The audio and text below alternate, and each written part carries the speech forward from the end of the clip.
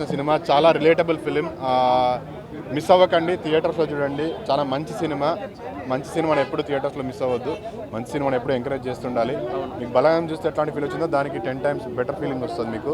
It's very good film. Balagam తర్వాత మాది కూడా అంత మంచి సక్సెస్ అవ్వాలని మనస్ఫూర్తి కోరుకుంటున్నా. మీరు అందరూ దానికి హెల్ప్ చేయాలి. Thank you so much. Sir నిజంగా నిజంగా చెప్తున్నా, నిజంగా ఈ సినిమాలో మాత్రం చూసినందుకు మాత్రం చాలా హ్యాపీగా ఫీల్ అయ్యాను సార్. ఎందుకంటే అప్పట్లో కాలంలో ఎలా ఉందో ఒక డిఫరెంట్గా చూపించారు మీరు. సినిమా ఇచ్చింది కదా, మళ్ళీ నేనేమి ఇవ్వాలి? షార్ట్ కట్స్ ఎప్పుడు వర్కౌట్ అవ్వవు. అలాంటి పేక్ గాళ్ళు ఎప్పటికీ ఉంటారు. అలాంటి వాళ్ళ గురించి అవసరం లేదు. ఒక మంచి సినిమా గురించి ఎంకరేజ్ చేయి. సినిమా మాత్రం మామూలు లేదన్నా, ప్రతి ఒక్కరికి కనెక్ట్ అవుతుందన్నా. నాలాంటి మిడిల్ క్లాస్ వాళ్ళు అయితే అసలు ఏడ్ చేస్తాడని చెప్పుకోవచ్చునా. అంటే ఒక మిడిల్ క్లాస్ అబ్బాయి తను ఎలాంటి ఇష్యూస్ ఫేస్ చేస్తున్నాడో దాని గురించి మాత్రం నెక్స్ట్ లెవెల్ అంటే నెక్స్ట్ లెవెల్ అనిపిస్తుంది అన్న.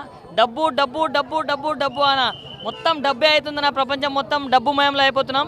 సో మన చైతన్య అన్న గారి యాక్టింగ్ మాత్రం నెక్స్ట్ లెవెల్ ఉంది, నా పీక్స్లో ఉంది.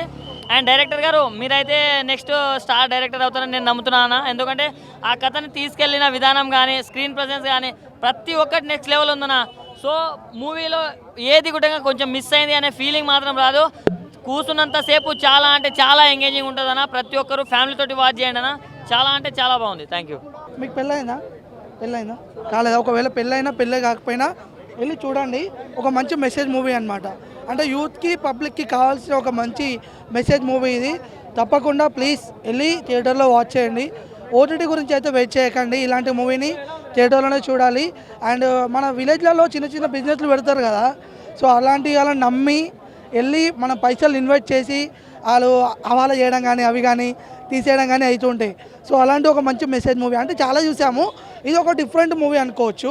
అండ్ ఇందులో మన చైతన్య అన్న అయితే చాలా మంచి యాక్టింగ్ చేసిండు.